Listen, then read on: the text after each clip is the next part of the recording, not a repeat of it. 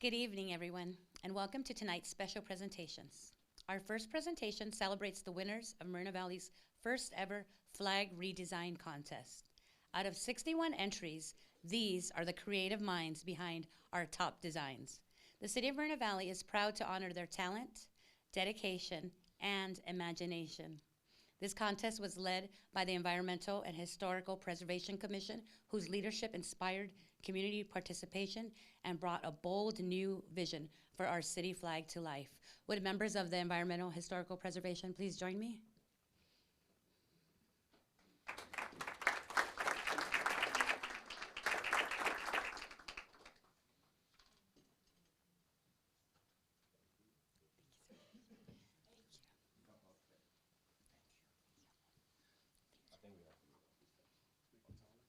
Through this contest, residents share designs that reflect our city's history, values, and spirit. The Commission's work not only inspired creativity, but it also brought our community together to make a meaningful contribution to the city's story. Now, it is my pleasure to recognize our top 3 winners. I'd like to invite the 2 winners present here tonight to join us here at the microphone. First, Rebecca Garcia, our first place winner.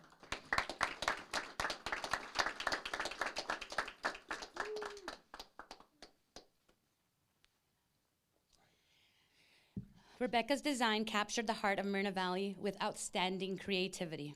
I'd also like to invite Jaden Miller, our runner-up, who also showed remarkable talent and dedication.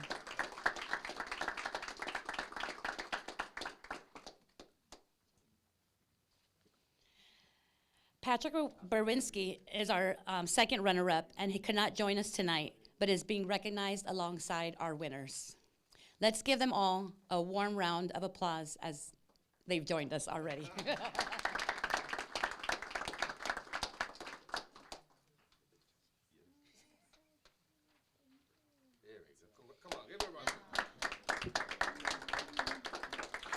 These designs are more than artwork. They represent pride in our city and a vision for its future. The Environmental and Historical Preservation Commission, along with the entire community, celebrates these accomplishments. We will now present all 3 winners, or the 2 present today, with certificates of recognition and an oversized novelty check, which represents the real prize awarded to each winner as part of this competition.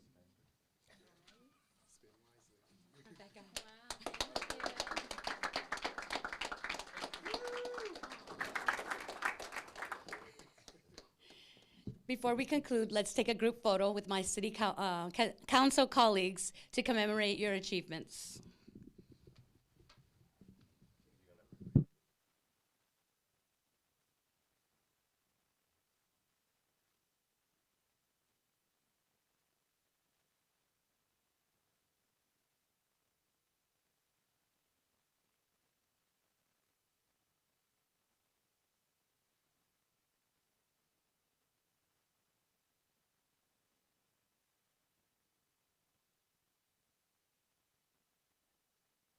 Forward and take photos.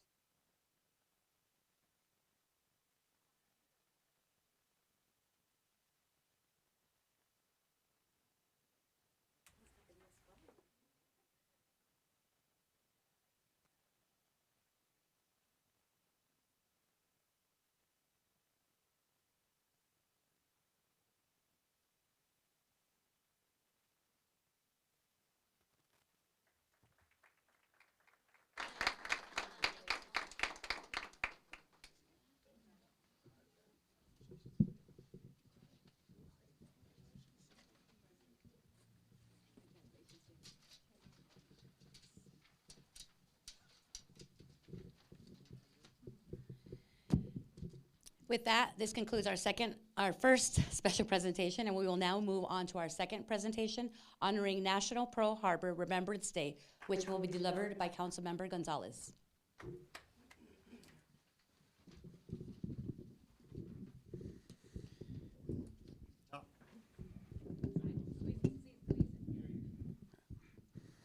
Thank you. Good evening, everyone, and welcome to our second special presentation of the evening. Tonight, the City of Moreno Valley honors National Pearl Harbor Remembrance Day. a solemn occasion to reflect on a pivotal moment in our nation's history and pay tribute to the courage and sacrifice of those who served. On the morning of December 7th, 1941, the United States Naval Base at Pearl Harbor, Hawaii was attacked, thrusting our nation into World War II. This event remains a defining moment in American history, a reminder of the bravery and patriotism of those who answered the call to serve. We are pleased to welcome our recipients from the Veterans of Foreign Wars Post 8547. And I'll name them one by one. James Voss, Post Commander. Rick Martinez, Quartermaster. Juan Gomez and Jeff Flores. Let's give them a warm round of applause as they join us.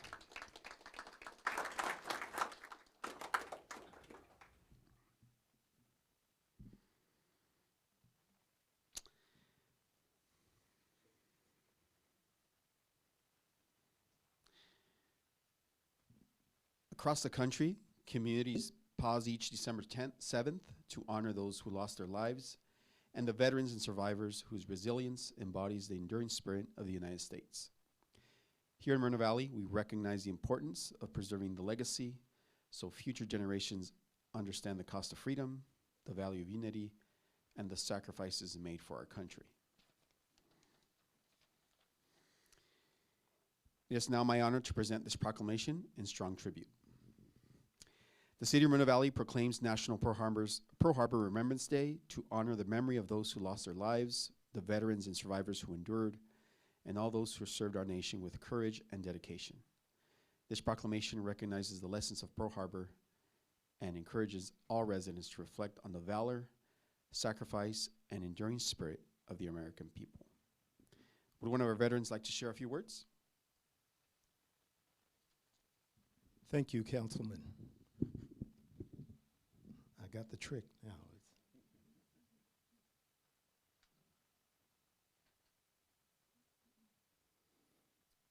Today we gather to remember December 7th, 1941, forever known as a day which will live in infamy. On that quiet Sunday morning, our nation was shaken as Pearl Harbor came under a sudden and devastating attack. More than 2,400 Americans lost their lives.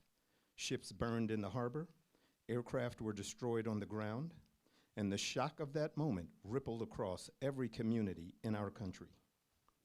Yet, from the ashes of that tragedy rose extraordinary courage. Sailors, soldiers, Marines, and airmen, many caught completely off guard, ran toward danger, not away from it. They pulled their brothers and sisters from the flames, returned the fire under impossible circumstances, and showed the world what American resolve looks like. In the days and months that followed, our entire nation responded with unity and purpose. Young men and women enlisted in record numbers, families rationed, worked, and sacrificed. A generation stepped forward, what we now rightly call the greatest generation. Forged by hardship, defined by resilience, and committed to protecting freedom around the world. From Pearl Harbor, we learned powerful lessons: that peace can never be assumed, that vigilance is always necessary, and that a strong and prepared defense is essential to safeguarding the liberties we cherish. These lessons remain as relevant today as they were in 1941. As we stand here today, we honor the fallen, those who never returned home, and we honor the veterans who carried the fight forward across the Pacific and beyond. Their courage, their sacrifice, and their devotion to duty must never be forgotten. And so I ask all of us, let us carry their legacy forward. Let us continue to serve in whatever ways we can. Let us support our troops, our veterans, and their families. And let us ensure that the story of Pearl Harbor and the bravery that followed continues to inspire future generations. Thank you.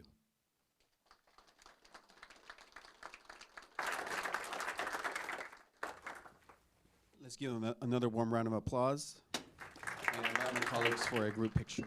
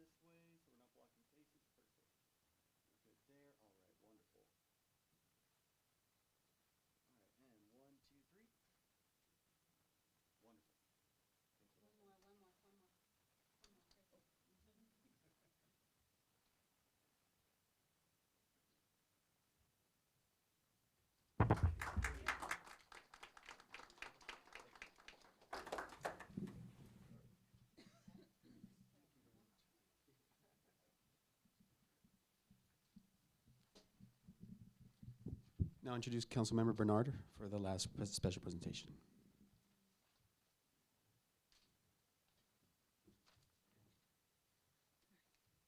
Good evening, everyone, and welcome to the final, but certainly not last, of our special presentations for the evening.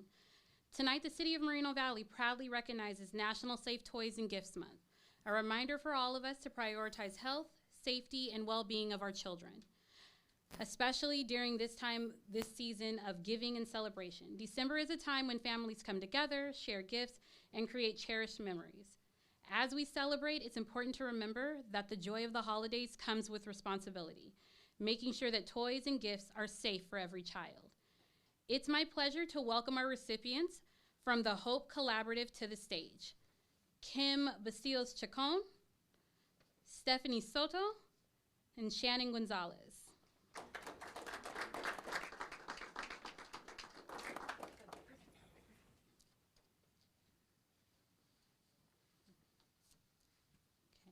Hi, hello.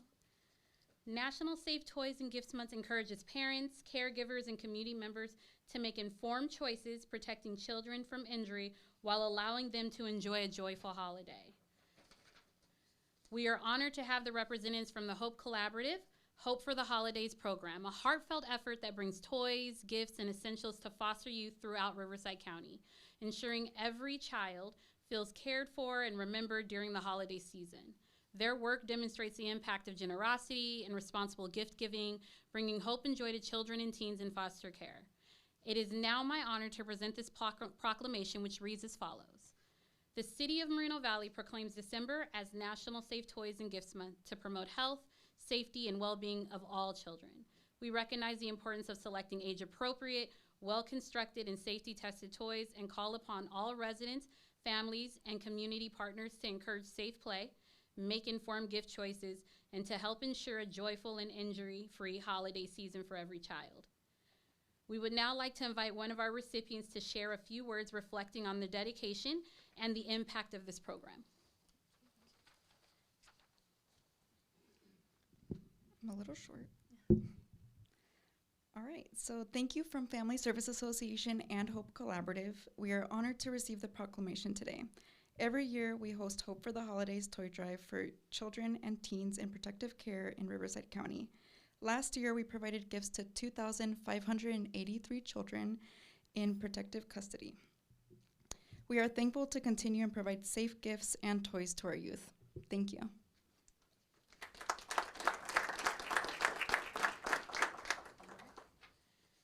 And with that, I'm going to present the proclamation and call my colleagues up here.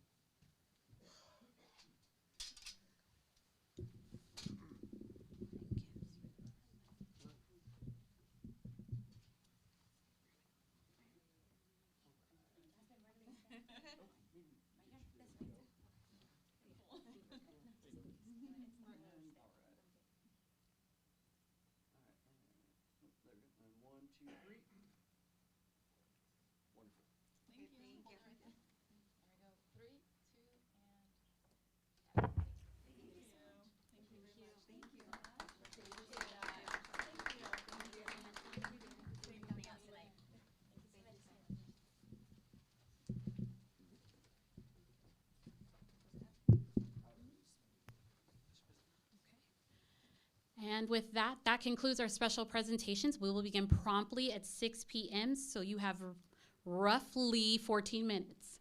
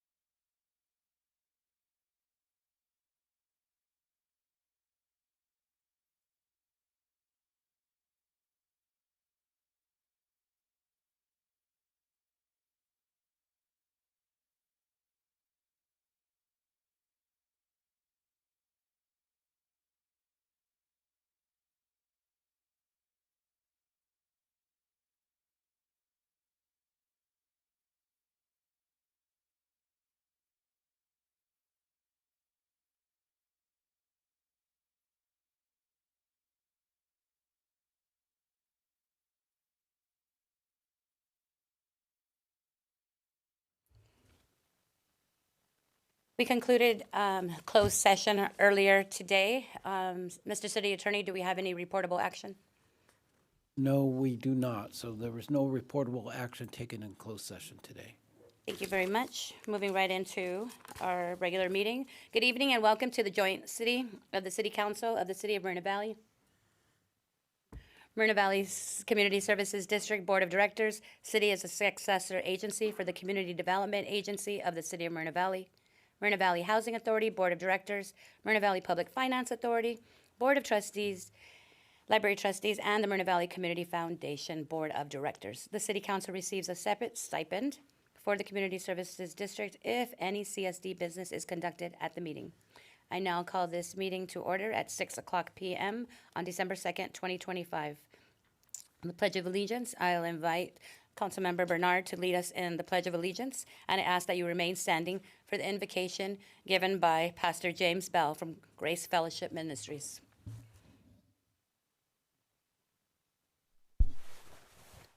Grandmother would say, put your right hand over your left heart.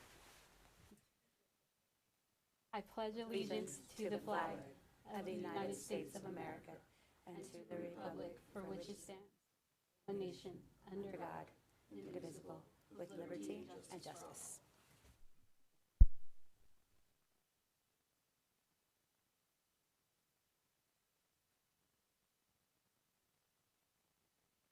Let us bow our heads.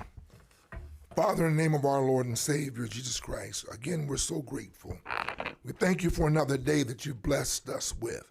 As we come before you tonight, Lord, we pray that you would bless our city officials as they make decisions and plan for our community. We're praying again, Lord, that you will give them direction and that we will be humble enough and have enough trust and faith to follow their instructions. We thank you again for being a God of love, a God of mercy. Watch over not only this community, but our country, Lord, and all the other countries throughout this world. And we'll ever give you glory. We'll bless your name, and we'll magnify you in all that we do. In Jesus' name we pray. Amen.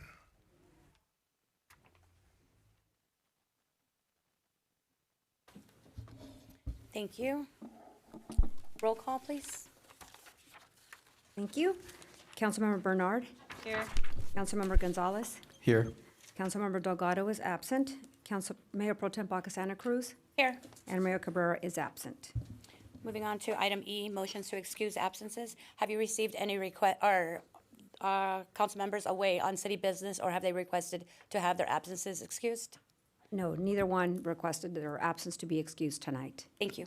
Moving on to item F, staff introductions, please. Thank you. Patty Rodriguez, City Clerk. Sonia Gomez, Senior Deputy City Clerk. Stephen Quintanilla, City Attorney. Brian Mohan, City Manager. Lonnie Jimenez, Assistant City Manager of Administration. Felicia Lennon, Deputy Finance Director. Sean Kelleher, Assistant City Manager Development. Angelica Frausto-Libo, Community Development Director. Kyle Wersinski, Economic Development Director. Melissa Walker, Director of Public Works. Jeremy Bubnick, Director of Parks and Community Services. Robert Cardenas, Human Resources Director. Sarah Mack, Chief of Police. Thank you. Before we continue, Mayor Pro Tem Baca Santa Cruz, I do have a quick little message. Since we only have 3 council members present at tonight's meeting, I want to remind the council that 3 affirmative votes are required for the adoption of any ordinances, resolutions, general plan amendments, and the expenditures of money. Thank you. Thank you for the reminder. Moving on to the approval of the order of the agenda, I'll now entertain a motion. Make a motion to approve the agenda. I second that motion. Madam Clerk. Thank you. Councilmember Bernard, Yes. Councilmember Gonzalez, Yes. and Mayor Pro Tem Baca Santa Cruz. Yes. Thank you. Public comments on matters not on the agenda. The city now offers language translation services through a free app called Wordly. The app automatically translates a variety of languages into English and vice versa. To use this service, please scan the QR code at the speaker's sign-up table. For the visually impaired, please use the earphones or earbuds to listen to the verbal translation. If you do not have any such listening devices, please let the city clerk know you need to borrow one for this meeting. La ciudad ahora ofrece servicios de traducción de idiomas a través de una aplicación gratuita llamada Wordly. Si gustan usar este servicio, avísele a la secretaria y entregue una tarjeta para hablar. Para usar la traducción, escanee el código QR que está en la mesa junto a la puerta. Before we move on to public comments, I want to remind everyone to direct their comments to the City Council. For comments on items on tonight's agenda, each speaker will have a total of 3 minutes to comment. Should say not on tonight's agenda. Madam Clerk, are there any requests to comment on any items not on the agenda? Yes, the first 3 speakers are Pat Busby, followed by Julie Pedrosa, followed by Christopher Baca.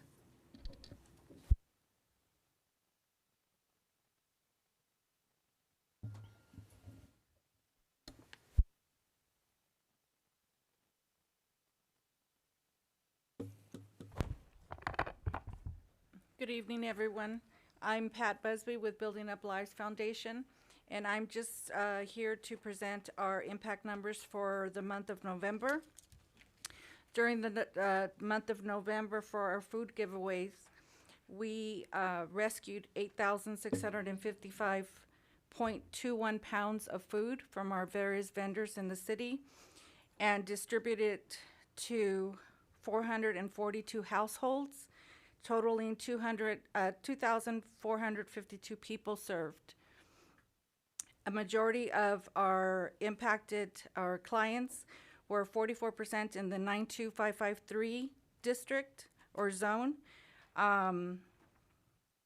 with our lowest being 6% in our 92555 area zip code. Again, these are the cumulative totals for November.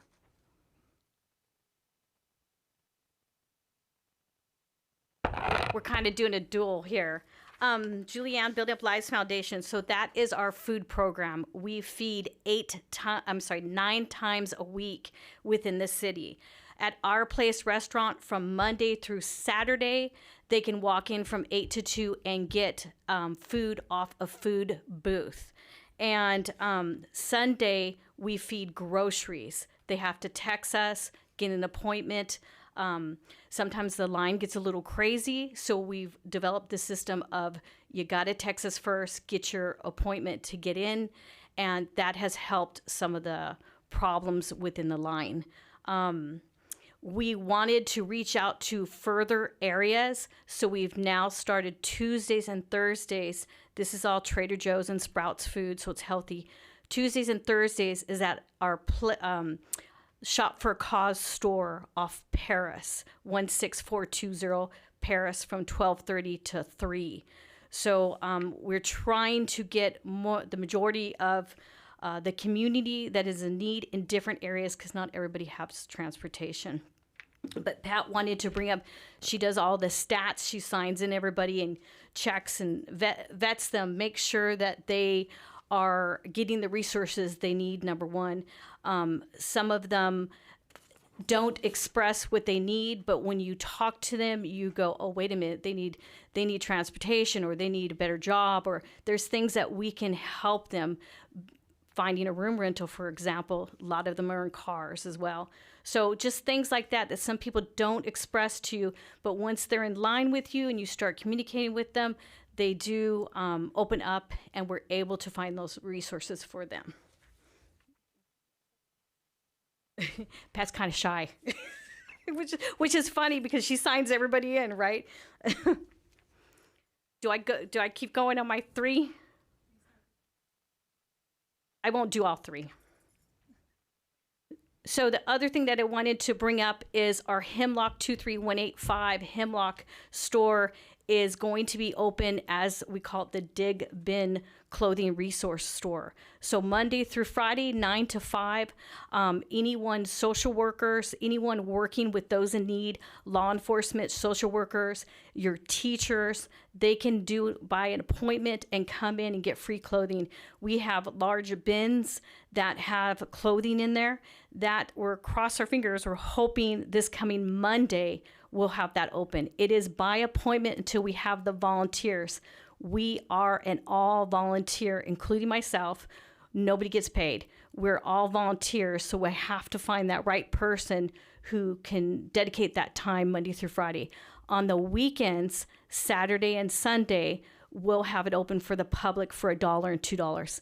So your teachers who have little Johnny and little Johnny needs clothing, now the teachers can get vouchers and hand it to little Johnny and little Johnny's family. They can turn around and say, you won this, or just send them our way. But they can make an appointment after 3 o'clock and have the family come and pick their own clothing. So we're pretty excited about that, because the two big things in our city, I think every city has it, is the need for food and the need for clothing. And so we're step by step going through that. We're still waiting for the shower shuttle to be completed and approved with the city. So once that happens, we'll be doing a lot more within the homeless population, and not just the homeless population, but safety in our city. So it does connect. It may not sound like it does, but it does connect. Thank you. The next two speakers are Christopher Baca, followed by Lindsay Robinson.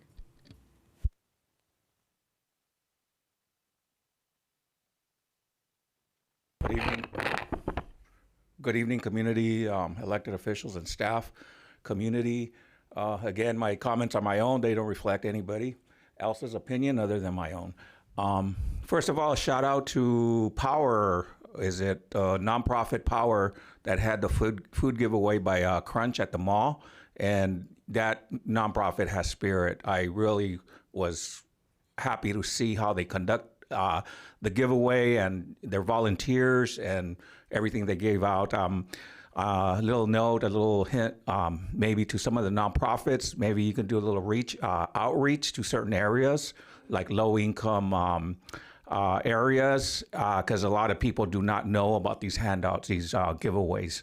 I helped about 3 elderly people with some of the stuff that I go and pick up, and I help them, and they really appreciate it. So, you know, if any of these nonprofits can go the extra mile and reach out and help some of these people that are, you know, they're not internet or anything, they don't get the information out to them.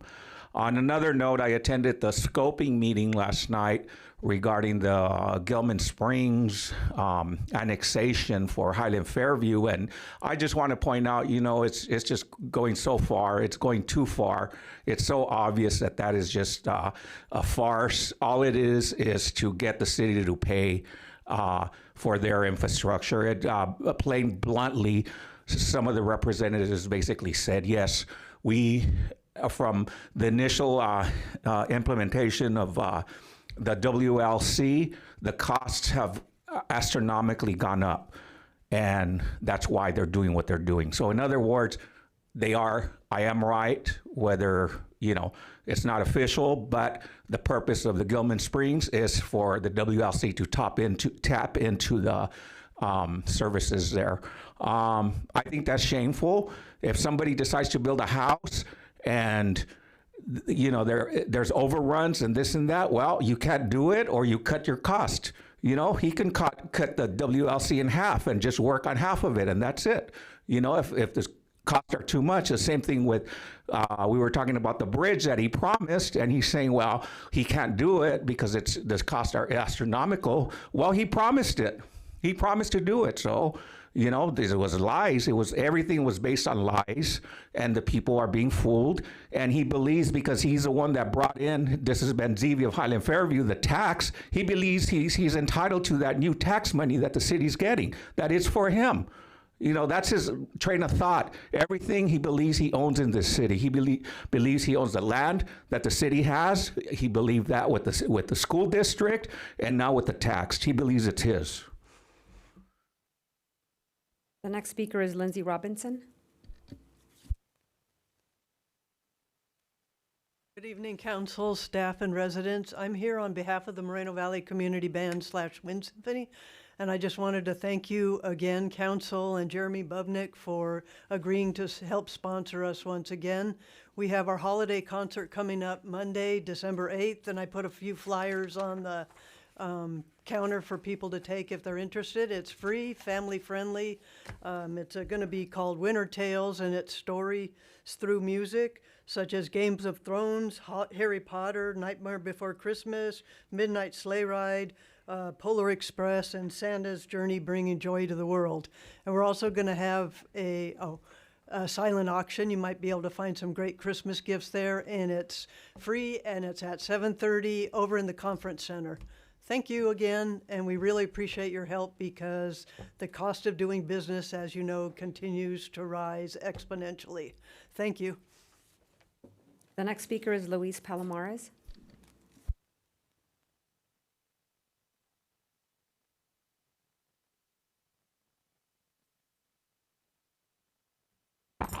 Luis Palomares, community activist. Wow, I see our cowardly mayor in here today. The $2 million man cost the city $2 million in a lawsuit. I'm talking to the community out there. $2 million because he trampled over somebody's First Amendment right. Tried to do a restraining order, everything in the sun. He tried to throw at this this family. Wow. So yeah, it's not over the damage. Now it's in federal court. So here we are. $2 million. Not only that, all the other money he cost us with the Brown Act, the DA coming down, all of that. I can't help but saying it's the end of the year. You want to end it and say, wow, with a bang. But hey, this is still going on. We can't get on the right track here. When are we going to get on the right lane? I hope next year brings us something better. I really, really do. Because I get tired of coming up here and talking about these things. Nobody else will do it because, hey, why? You know, they'll get talked about, thrown it, a lot of stuff, slandered, everything. Anyway, as far as also, he's cost us so much and sending away so many good projects here.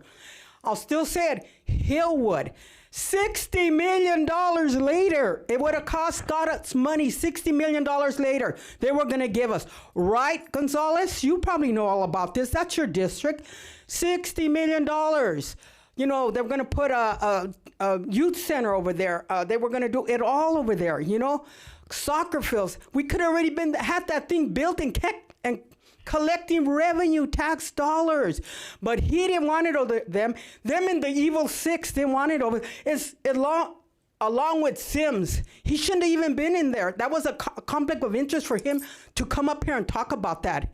Really, really, we could have had that. Imagine our city looks like hell. I don't care if you don't want to hear, but it's true. Look around at the district looks great. We could take something from the district and build all the other centers like that and make them look just as good. A big facelift, it looks great.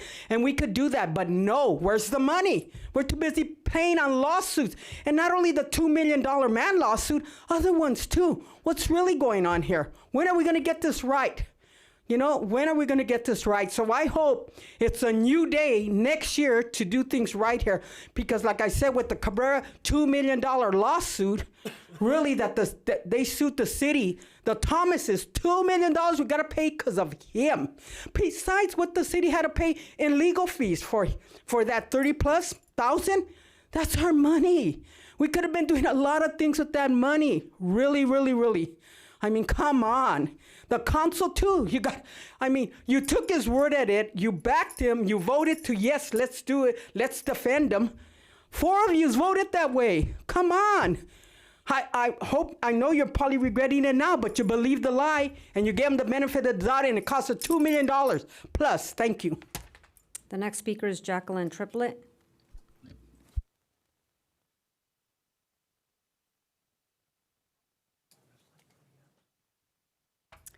Hello, Council. I was here a couple of weeks ago and I spoke regarding the safety here in Moreno Valley, our officers, increasing the officers that we have in our city, as well as the speeding that was taking place on JFK. I'm here to say thank you for the officers who have been present on JFK controlling the speed, as well as there has been a speedometer that's been posted. It has not been activated yet, but it is present, and we're patiently waiting for that to be activated. It is appreciated, and as well as most of the neighbors, that community, they've noticed that the officers have been in that area patrolling. I know that we do not have enough officers in Moreno Valley. Safety is an issue, and I'll continue to hopefully be able to come here and also work with the department and possibly help to increase some of the officers that we do have, because things like I was driving down Merino Beach and I approached Cottonwood, and we had 4 lights that were inoperable. And so cars were stopping and going, stopping and going. Those are issues that, of course, our officers are busy dealing with other things, but those are just minor issues that could possibly turn into something a little bit more serious. So some of those issues that we have to take in our hands and call in, which I did, called in and reported it, and we had an officer out there right away controlling that area until they can get things back up and running. So again, today I want to thank you, and if there are any issues that I would like to bring them to the council again, because it was addressed in a rather expedited manner, and it is appreciated. Thank you. The next speaker is Roy Blackard.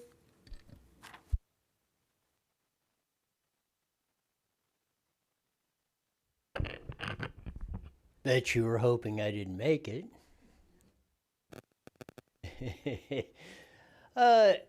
You know, you could make Hurricane Louise's life much easier, and the young lady that just spoke before me, and everyone else's folk, by just doing your job.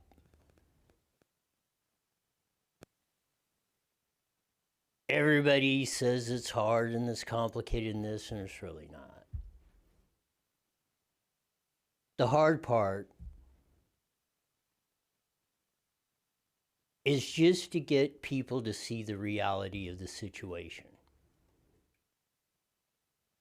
And the gravity that you on the dais, barely a quorum,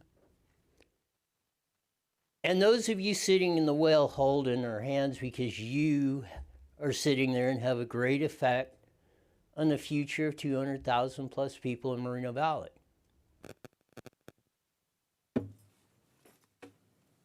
But for whatever reason, and you've heard a lot of them, we can just never seem to dig ourselves out of the hole. And it's amazing, people point out the problems, and that's great. But what really surprises me is when you, and people ask for solutions, and when you put solutions in front of these boards, and they do absolutely nothing.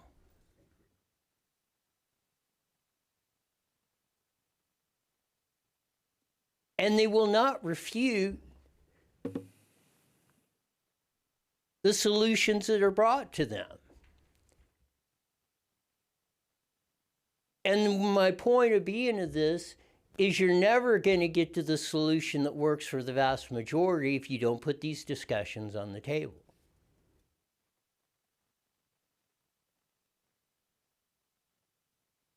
It depends what you want to do. Is it all about you? Is it about me? Is it about ruling with an iron fist? Or is it about doing what works for the vast majority? So we're about to put a close on 2025 here. We'll see if we can pledge to turn this ship around a little bit in 26. And possibly put a better future in for everyone in Moval. Mayor Pro Tem, that concludes all the public comments on tonight's agenda. Thank you. We'll move on to item I, joint consent calendars. Before I open the consent calendar for public comment, I ask my fellow council members if there are any items you wish to remove from the consent calendar for separate action. No? Okay. Since none are being pulled, we will now take public, are there any public comments? Yes, we have Roy Blecker, followed by Christopher Baca. Okay.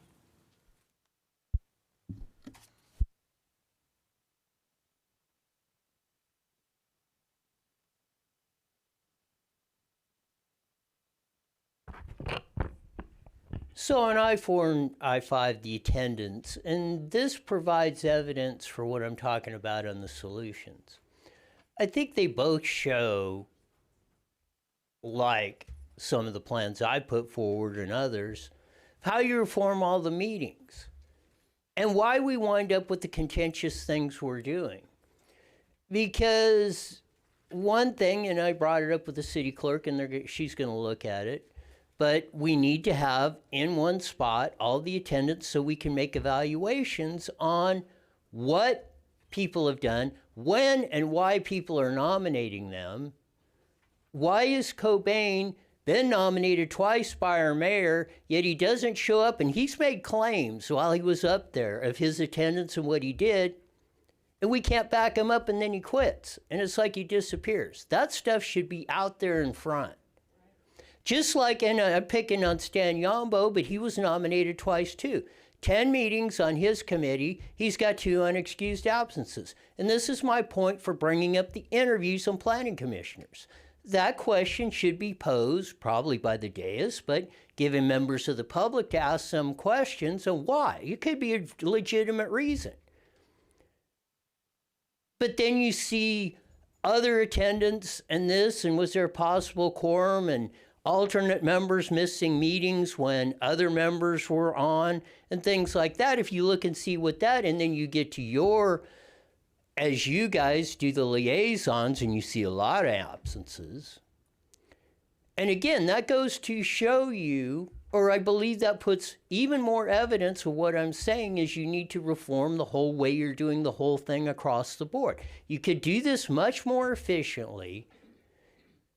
You could have much more public input. And I guarantee you, you guys sitting in the well, you don't think so, but I guarantee you my plan will save you a lot of time than what you're doing right now with all this scattergun, shotgun approach that doesn't work. And you get meetings, a subcommittee or your committees on the same day at the same time. And you wonder why you're viewed as a clown show. And again, there's solutions in that. And I'm not saying that you have to take 100% of what I'm saying, but use it as a basis and put the discussion out there. I'm sure there's better ideas or improvements to be made on it. We don't have the discussion. And you tell me, how does that not wind up in failure? As I said, this stuff is not rocket science. It's very easy to get if you just get after it. The next 2 speakers are Christopher Baca, followed by Luis Palomares.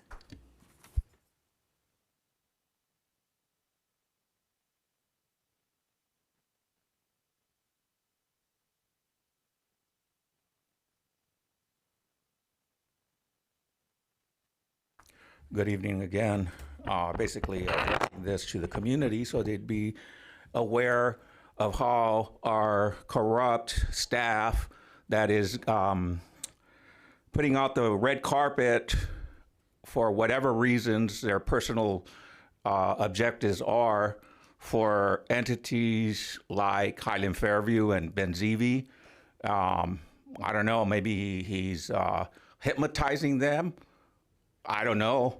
Why are they putting out MOUs that are borderline illegal? They're definitely unethical. Then you got the environmental impact reports that they're doing that the city's going to pay for when it's their obligation to pay for it, but yet you're giving them all these fundings for their pet projects here. That is unnecessary, and it just shouldn't happen. Our city should not be paying for special interest in that manner. They've been convinced that these projects are going to bring in all this revenue. It's BS. The Aquabella, other people are also saying, you know, like they were saying about that Hillview project, that it would have been built by now. Well, what about the Aquabella, the first Aquabella? What about this Aquabella? What about the WLC? Those have been going on for decades, but yet nobody says nothing about the city just pouring and pouring and pouring money. Recently, Sean here from planning or whatever he is, rejected that one of these developers that has his apartment buildings built refuses to give them occupancy because the city might end up paying for something or another. But yet, when it comes to Highland Fairview, he turns a blind eye. You know, that's discrimination on developers, or that's special interest because he's probably brought in from Highland Fairview, possibly. I don't know. I don't know how many of these people are put in here from Highland Fairview, or they're getting under the table. They're getting money or something, or I don't know what the purpose is of being so pro corrupt developers. But yet, when it comes to other stuff, there's so much that the city can do instead of handing over all these privileges to this developer. There's Indian Street that could be cut through. Edgemont could be redeveloped. Sunnymead could be redeveloped. But no, it all has to go to Highland Fairview, to this corrupt Highland Fairview, corrupt Ido Benzivi that is here corrupting our political system and causing turmoil and hate and division in our community. The next speaker is Luis Palomares.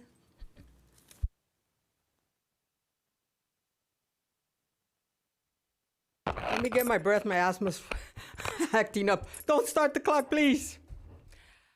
Or stop the clock. Okay. Here I go. Okay, Bob's not here today. I don't know why he didn't show up. He was in the bathtub when I left the house, but oh wow. Anyway, I want to send a shout out to our police chief and our police, Riverside Sheriffs. Thank you for all you do in the community. Bob always throws a shout out like that, so I'm going to do that too. And our fire chief, thank you, Jesse Parks. So here we are as far as the commissions and the boards. Wow. You know, when I got here, I seen a little powwow out there, the lobbyist, John Gumbo. I never could get the guy's name right. I don't try to cut it up. It's just that I don't get it right.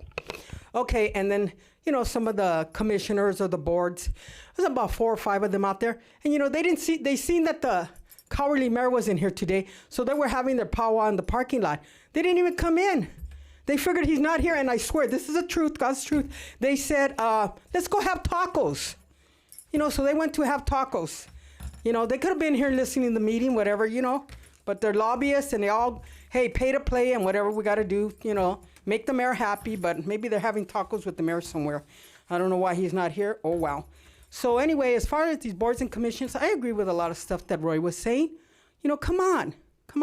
Let them be vetted. Let people come up and tell us what they're about and let us know a little bit instead of putting somebody that we don't even got a clue. Just because the mayor picked them out and just because the mayor wants them in there, oh, just go in there, you know, throw your name in the hat. We never seen the person at a meeting. We never seen him come up here and speak, but throw your name in the hat.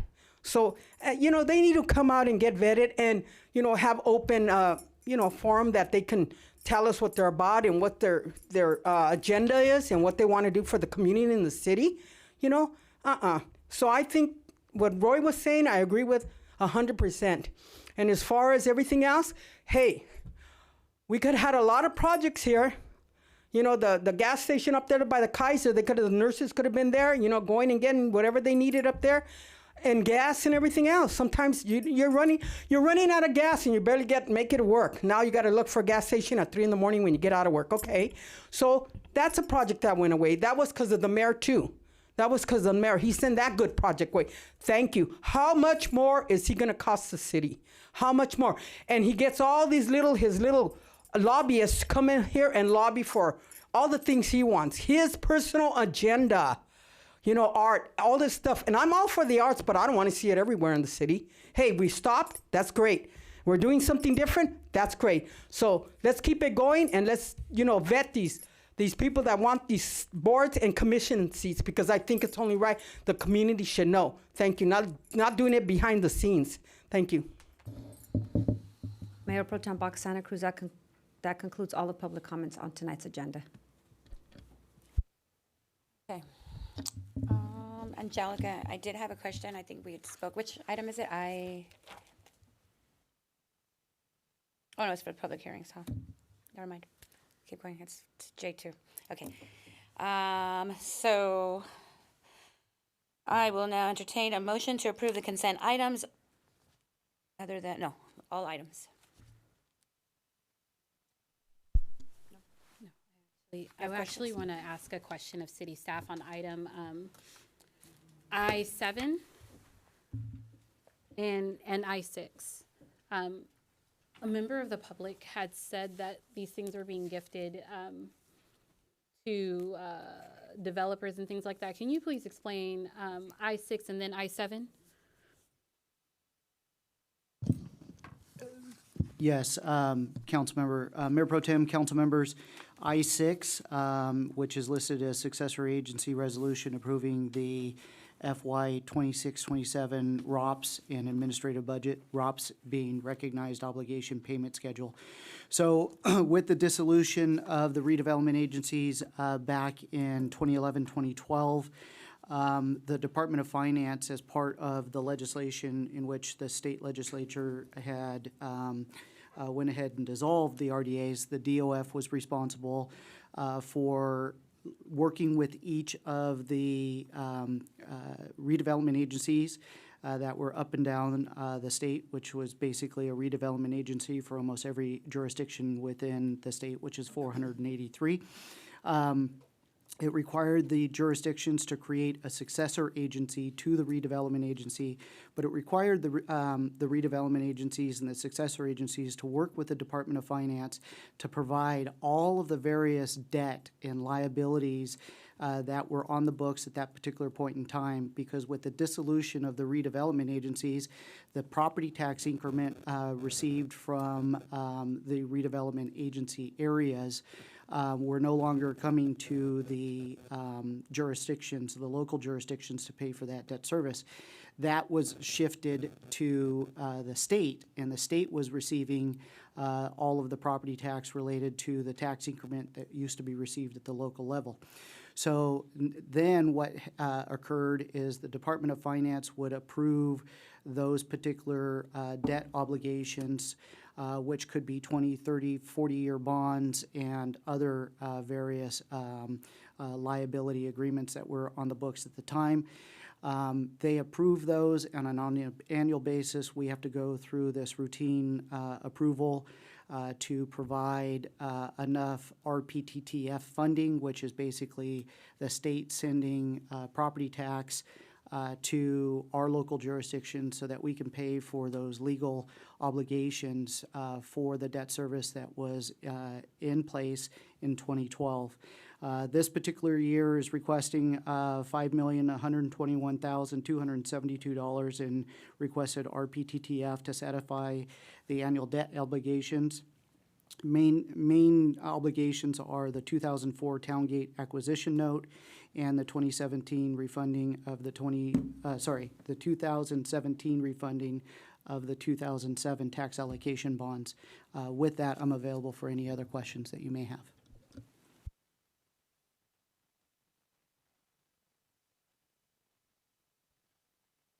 Sorry, I have a question on I-8. Just as from a timeline perspective, once, contract is, yes, the senior center expansion in District 3, what's the timeline as the completion of the project, more or less? We would be looking at trying to get the contractor to do it as quick as possible with various incentives to do so, but we're looking at still a year out. And I do believe there was a question for I-7 as well as part of the I-6 and I-7. I-7, when we're done with this particular question on I-8, will be handled by Melissa Walker, Public Works Director. Any more questions on I-8? No, that was it. I-7? Okay, for I-7, so this is just adoption of a resolution accepting the offer of dedication of Old Paris Boulevard for public utility purposes. It was actually a request from EMWD. They have a project on a tank that's north of this area. They basically need to run lines in the roadway. It's currently a private road that doesn't have any acceptance for utilities to go in that road. By adopting this resolution where they will be allowed then to be within that road.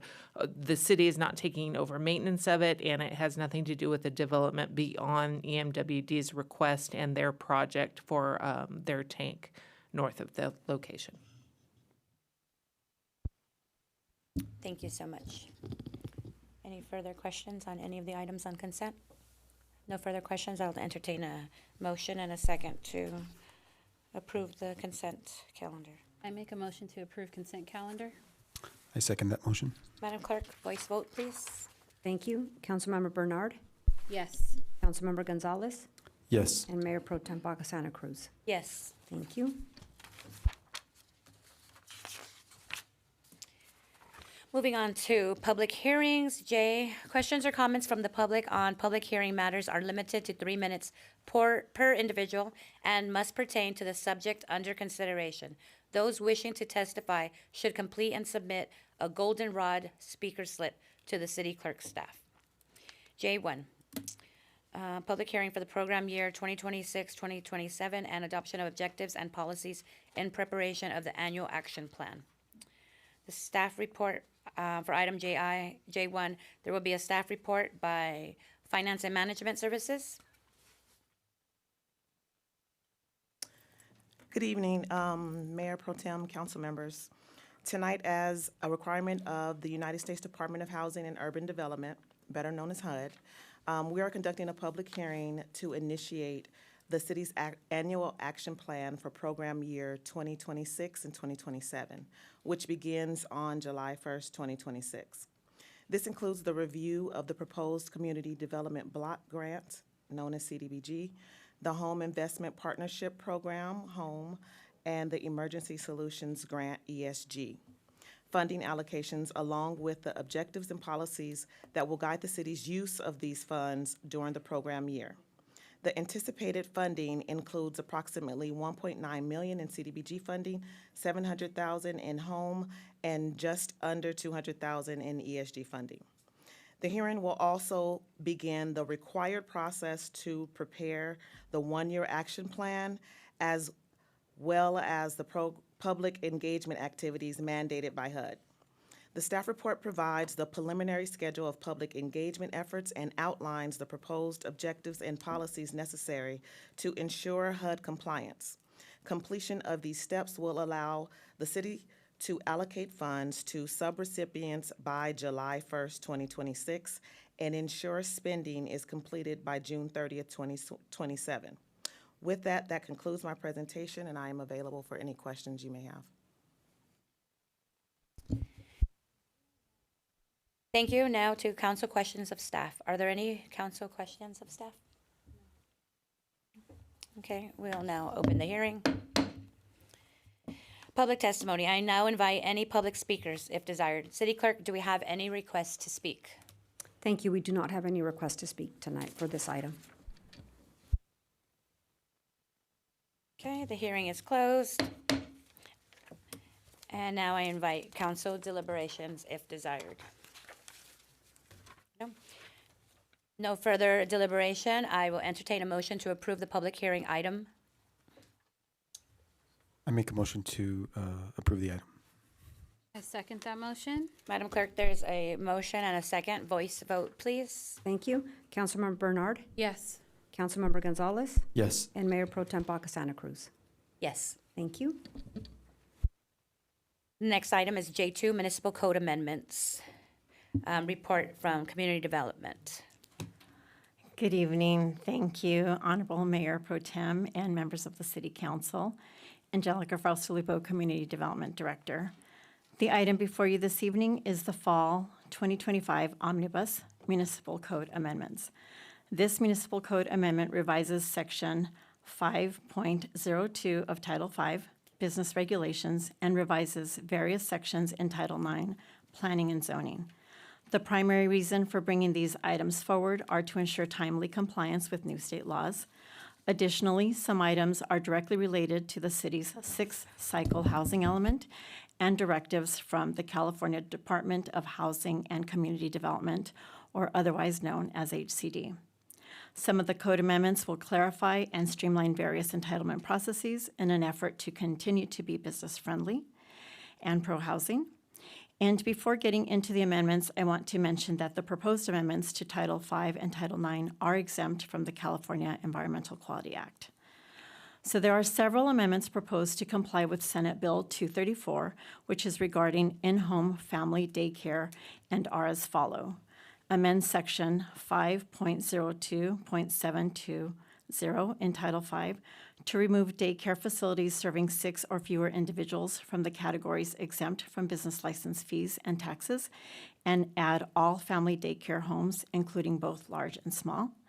Amend Section 9.02.030 to eliminate the requirement for a minor development review for a proposed family daycare home. To repeal Section 9.02.140 in its entirety to eliminate the requirement for ministerial review for family daycare homes. Section 9.09.030 entitled Adult Businesses to refine the definition of child daycare facility to include age limitations and clarify that the care provided is not medical. Amend Section 9.15.030 to refine the definition of child daycare facility, family daycare home, and large family daycare home, ensuring consistency with provisions of SB 234. Other code amendments include amend Section 9.02.110 entitled Development Agreements to clarify the process for mutual benefit of property owners and the city alike.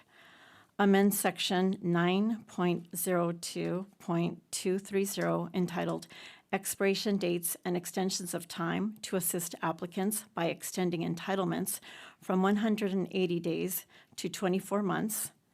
Amend Section 9.03.050 entitled Density Bonus Program for Affordable Housing to comply with Senate Bill 234. Amend Section 9.03070 entitled Streamlined Ministerial Approval Process to comply with Senate Bill 423, formerly Senate Bill 35. Introduce Section 9.03.100 entitled Objective Design Standards to comply with AB 3122, SB 423, which is the former SB 35, and which requires counties and cities to streamline the review process. Amend Section 9.04.050 entitled Affordable Housing in Commercial Zones to ensure consistency with AB 2243. Introduce Section 9.07.090 entitled By Right Floating Housing Overlay Zoning District. This is an HCD directive and project noted in the city's housing element. Amend Section 9.09.130 entitled Accessory Dwelling Units to comply with an HCD directive and comply with AB 1154 and SB 543. Amend Section 9.09.380 entitled Wireless Communication Facilities to streamline the process for smaller and co-located facilities. Introduce Section 9.09.390 entitled Demolition of Housing Units to ensure consistency with AB 1218. And the recommendation before you is that the City Council find that the proposed amendments to the Moreno Valley Municipal Code are exempt from the California Environmental Quality Act. Introduce ordinance number next in order at the conclusion of the public hearing and adopt the same at a subsequent City Council meeting. introduce ordinance number next in order at the conclusion of the public hearing and adopt the same at a subsequent city council meeting, revising Title IX, specifically Chapter 9.02, Chapter 9.03, Chapter 9.04, Chapter 9.07, Chapter 9.09, and Chapter 9.15. This does conclude my presentation, and I'm happy to answer any questions. Thank you. Thank you. Moving on to, are there any council questions of staff? I do. I have a question. Angelica, on the by right floating housing overlay, can you explain that one a little bit? Where would that overlay lay and what kind of, what? Sure. Just to start with a little bit of background, over the past several years, there have been a whole slew of housing bills, including the Housing Accountability Act, and more specifically, AB 2011 and AB 2243, which is the Affordable Housing and High Road Jobs Act of 2022.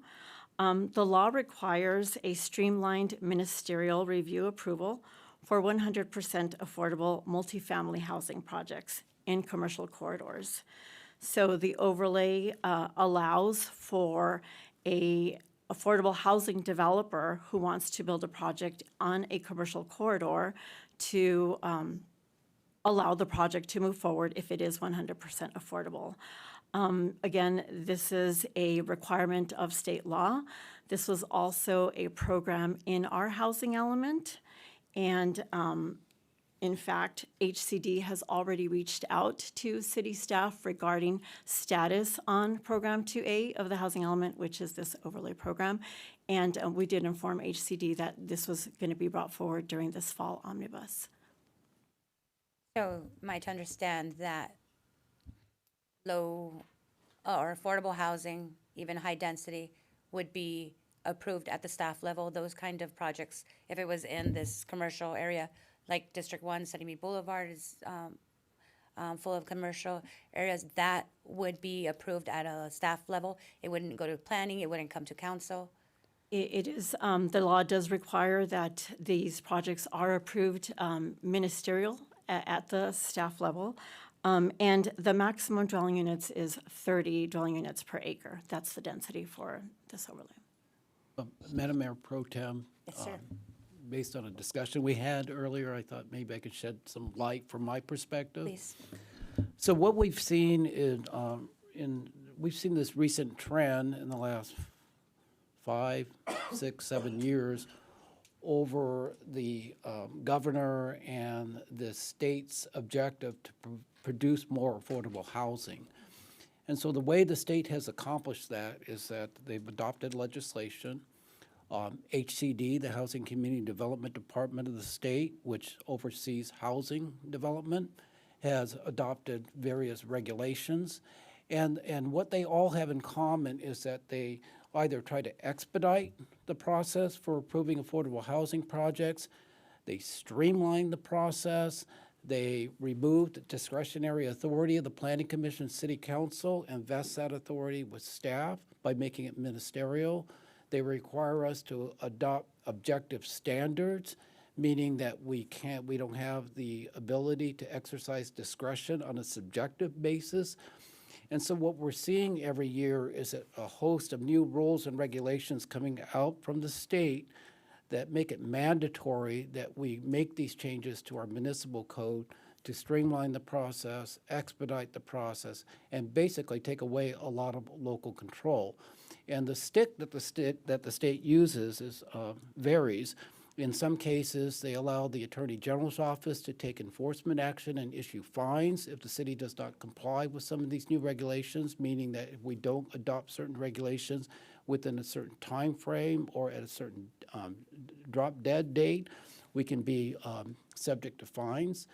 HCD has the ability to decertify our housing element, and we're very proud of our housing element in that our staff has crafted a housing element that earned us a very distinguished distinction of being a pro-housing jurisdiction. Now, we do not adopt some of these regulations or these ordinances within a certain time frame, we run the risk of having our housing element decertified. And what results from that is what we call the implementation of the builder's remedy, meaning that if we are if our housing element is decertified because we did not adopt a new rule or regulation by ordinance pursuant to new legislation or an HCD rule, the state steps into the shoes of the Planning Commission, staff, and the City Council to approve affordable housing projects. So that's why we have to be very, very cognizant of these regulations and which regulations we have to adopt and at the times in which we need to adopt them. Thank you very much. I have no further questions. You have any questions? I now open the public hearing. I invite any public speakers if desired. Madam Clerk, do we have any requests to speak? We do. The first two speakers are Christopher Baca, followed by Luis Palomares.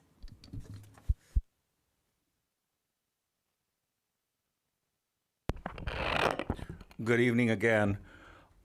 My question to the three council members that are here, except Santa Cruz, I'm sure she's understands what this process is, but the other two, Bernard has a tendency to rubber stamp.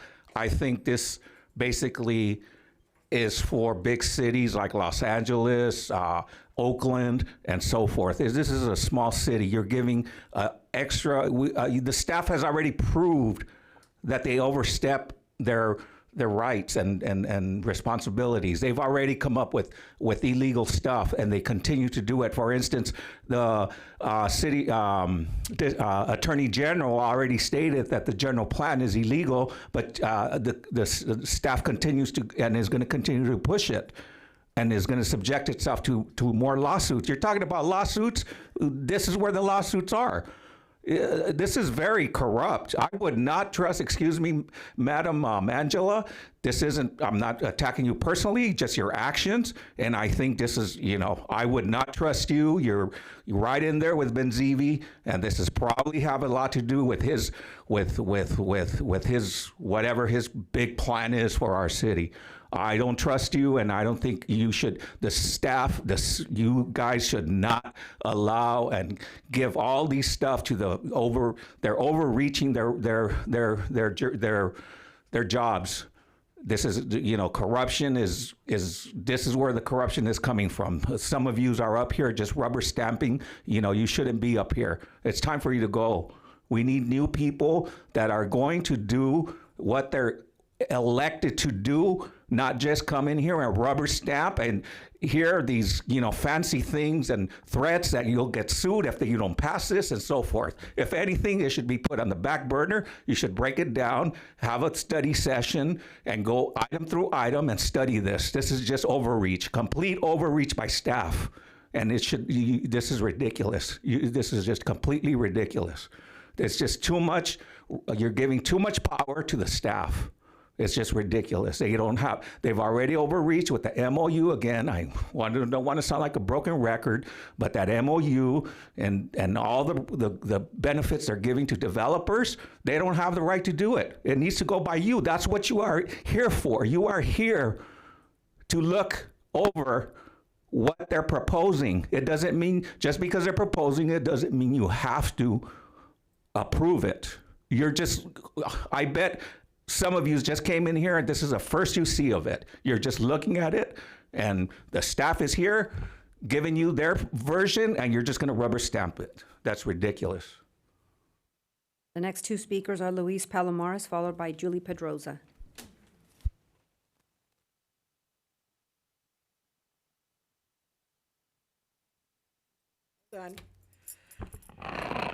Luis Palomares, community activist.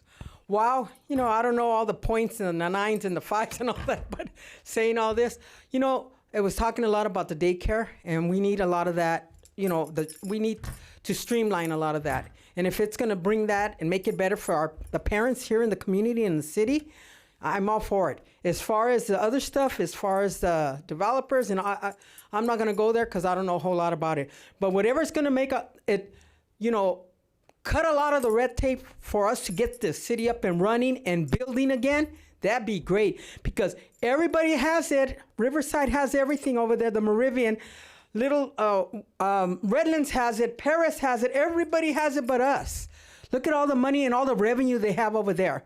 So we need houses here. And if this is going to help bring them for the right reason, let's do it. For we the people, for the people, by the people. So hopefully, I guess, you know, the council will do the right thing, because see through all the ins and outs of it. And I wish our missing mayor, Mr. $2 million man, was here today, because this is a very, very important issue. Really, he sure took a day off on a very urgent meeting. That I believe I believe that the staff has looked through a lot of this, and if not, the council, I hope they did their homework to see what's going on here, so we can get this up and running as far as the housing and as far as the daycare and as far as all of that. Like I said, I don't know 100% here. I'm just supporting what's going to make things better for our city. Of course, we don't want no lawsuits. Of course, we've had already enough of those with the $2 million man lawsuit, our mayor. So hopefully we can get this all sorted out and make it happen. Thank you. The next speaker is Julie Pedroza. Good day. I deal with a lot of homeless, and we deal with a lot of people in the community and businesses as well. And I just want to point out, in NAMI Church, which is on Paris and Iris, they have 5 acres. It's near shopping centers. It's near the bus. This is all what you need for grants or anything. They want to build tiny homes, but they don't have the funding. So just want to drop a little nugget to the city. Maybe someone could pick up that pieces, contact them, and make it happen. But they have 5 acres. Those acres are within the city and the zone that would be approved for affordable housing. So, and that's a Manny Church. Mayor Pro Tem, that concludes all of public comments for item J2. Okay. I'll now close the hearing and invite council deliberations. So there are a few things that I'm looking at, and so thank you, Angelica, for being able to explain those things. I appreciate it. As we've heard, one of the biggest issues we have in the city, I think, is childcare as the city grows. And while I understand that some residents are kind of tired of housing in the city growing, it's just inevitable that the city's going to have to continue to grow. And as that happens, people are going to need childcare. So I like that this is starting to align more with that. My children in particular do go to an in-home daycare, and anything that we can do to make it easier for parents to be able to work and have a place for their children to go where they feel comfortable. And also that feeds into people having businesses, which I thought that was something that we were looking at when we were talking about revenue and growing things within the city, that we know that small businesses are probably how most things grow. And small businesses are just exactly what a lot of child daycares are. So I appreciate that we're trying to align and we're addressing a lot of the issues that the city has had. Not necessarily worried about threats of a lawsuit, because the things that they're discussing and talking about are all things that we say are important. So while we're talking about the city expansion, while we're talking about bringing more businesses into the city, which we do have a resident that continually talks about bringing more revenue into the city, that is what a small business like a daycare, whether it is a large or a child daycare facility, does. Because I don't know if many people know that not only do those people bring in money from either the county or from a parent, but then also your food nutrition programs, which actually get spent here within the city, which was kind of the issue when SNAP was being cut. You also have other things, such as my daycare facility. She also brings in a janitorial service to come in and clean her area. So there's a lot of things and a lot of revenue that this can bring in and take care of while addressing a primary need within the city. So I applaud city staff for going through and addressing this. And the same thing with affordable housing. Yes, we are building housing. Yes, we're building housing at probably for some a too rapid rate, but you know what we're not getting enough of? Affordable housing. Because we always have this discussion, especially when we talk about homeless. It's not that people don't have jobs, it's whether or not the job they have can actually afford their housing. So while we're talking about whether or not someone's corrupt or in someone's pocket, please ask yourself, do you want someone to have a place to live? Because You know, being able to afford a place to live is, I think, way more important than accusing people of things that aren't true. So again, I thank city staff for this and all the due diligence and work that you guys do on these matters. Thank you. I will now entertain a motion to approve the public hearing item. I make a motion to approve the public hearing item J2. I second that motion. Madam Clerk, we have a motion and a second. Voice vote, please. Thank you. Councilmember Bernard, Yes. Councilmember Gonzalez, Yes. and Mayor Pro Tem Santa Cruz. Yes, that motion carries, and we will now move into item J3, participation in statewide community infrastructure program, SCIP, and bond opportunities for the land development program. The report will be from the city manager's office. Good evening, Honorable Mayor Pro Tem and council members. Staff is recommending this evening approval of 2 resolutions for participation in 2 programs intended to promote economic growth in the city of Moreno Valley by assisting smaller developers in obtaining funding. The first program is the California Statewide Community Development Authority's Statewide Community Infrastructure Program, and the second program is the California Municipal Finance Authority's Bond Opportunities for Land Development Program. Beginning with the first program, the Statewide Community Infrastructure Program, or SCIP, it is operated by CSCDA, or California Statewide Communities Development Authority. This is a joint powers authority sponsored by the League of California Cities and the California State Associations of Counties.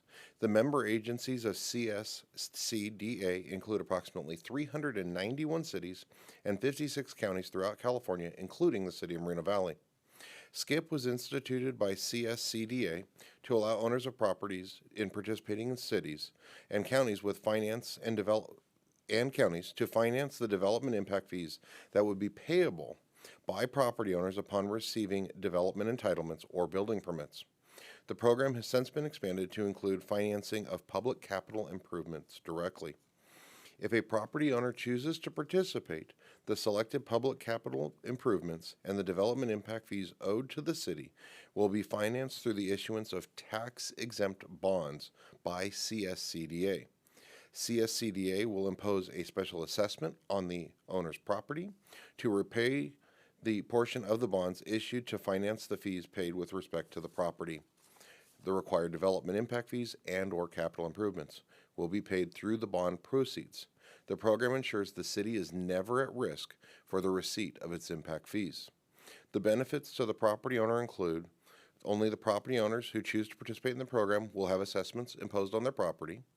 Instead of paying cash for public capital improvements and/or development impact fees, the property owner receives a low-cost, long-term tax-exempt financing for those fees, which frees up capital for other purposes. The property owner can choose to pay off special assessments at any time.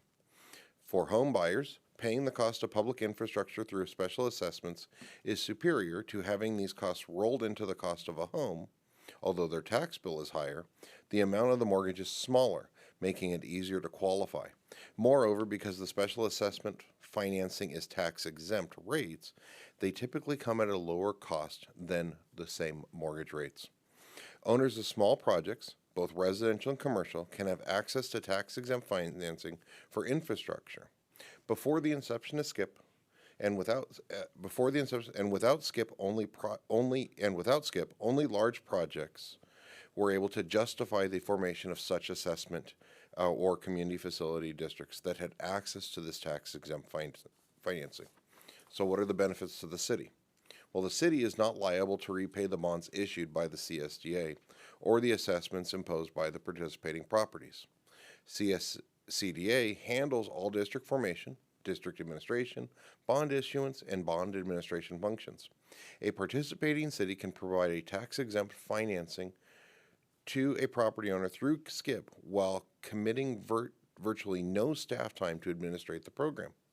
Providing tax-exempt financing helps participating cities and counties cushion the impact of rising public capital improvement costs and development impact fees on property owners.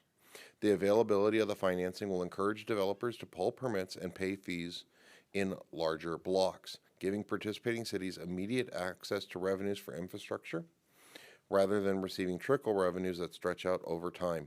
as part of entitlement negotiation processes.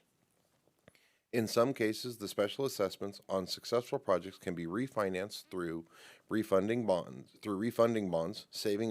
Savings achieved through the refinancing will be directed back to participating cities for the use of public infrastructure, subject to applicable federal tax limitations. Now moving to the second program, which is operated by the California Municipal Finance Authority, or CMFA, which is a statewide joint powers authority whose members include numerous cities and counties and other public agencies throughout California, including the city of Moreno Valley. CMFA has the authority to issue bonds to meet its mission in supporting economic development, job creation, and social programs throughout the state while giving back to California communities. By supporting member communities and their local charities with a portion of the revenue generated through the issuance of tax-exempt public, private, and non-profit entities, CMFA is able to directly contribute to building strong communities to support the health and welfare of residents of California. The BOLD program offers a means to finance new or continuing construction of infrastructure and public facilities through bonds issued by CMFA. As an alternative to the issuance of land security bonds directly to the public agency, the BOLD program is designed to help local government, municipalities, and land developers throughout the state work together to cost-effectively finance public infrastructure projects and development fees. Similar to SCIP, bonds are issued through CMFA, with little involvement from the local agencies needed for the issuance of process.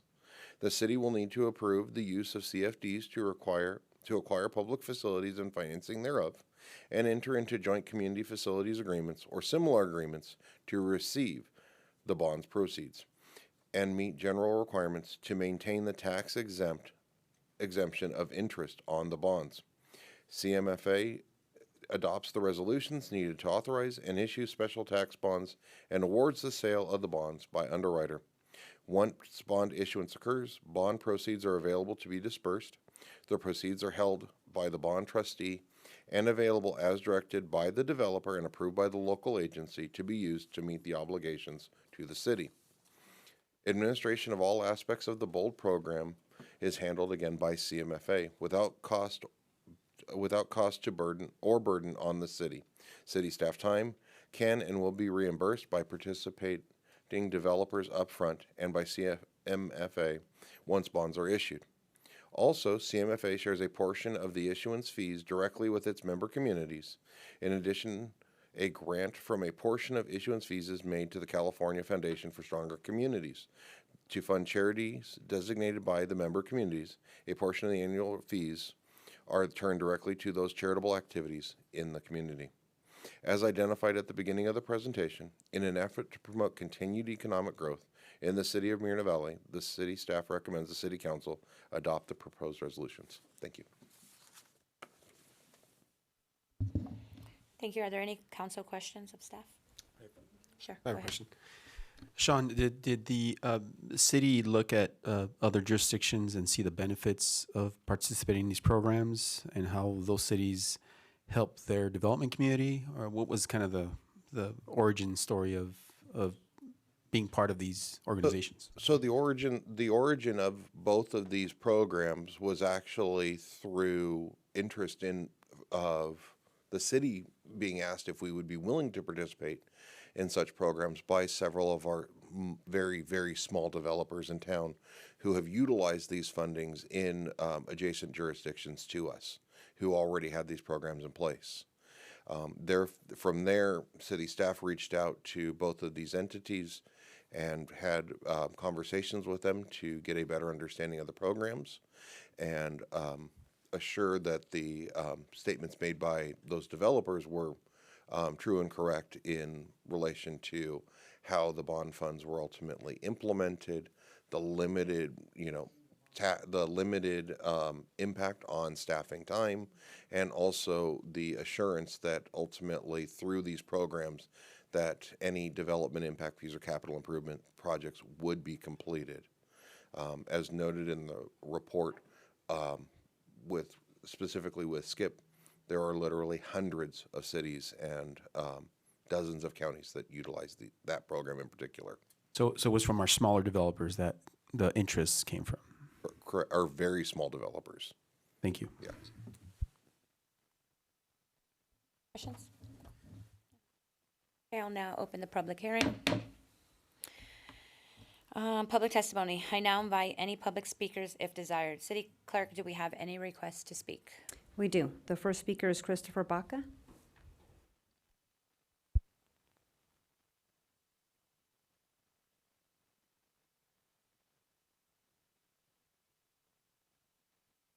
Good evening again. My question firstly is, would this be available to be used by other current and approved projects or any that are already on the table, such as the bigger, larger programs you mentioned?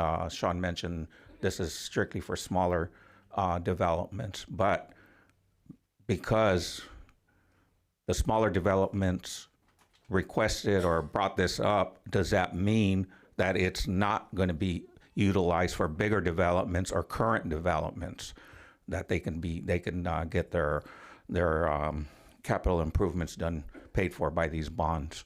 That was my question, as far as, is it going to be utilized by the bigger developments? And of course, we know who we're talking about.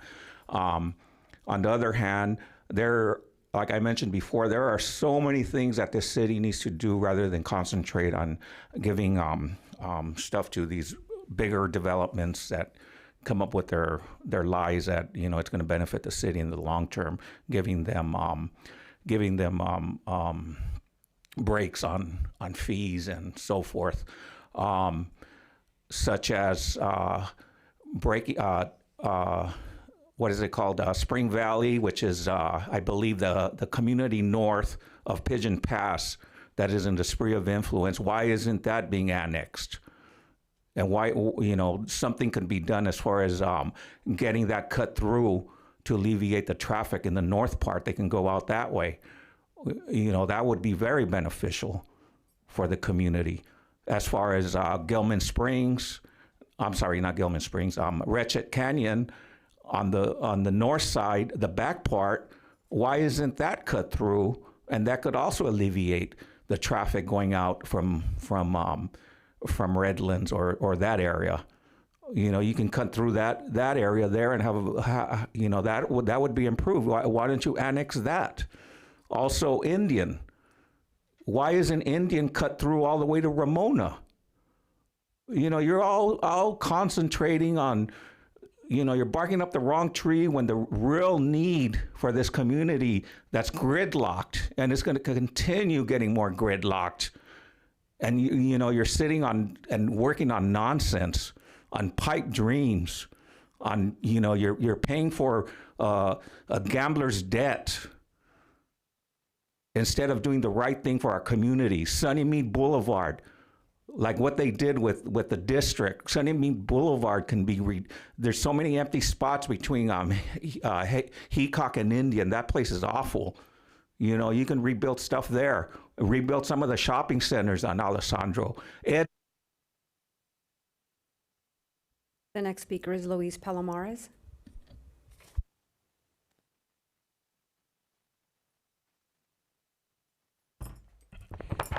Luis Palomares, community activist.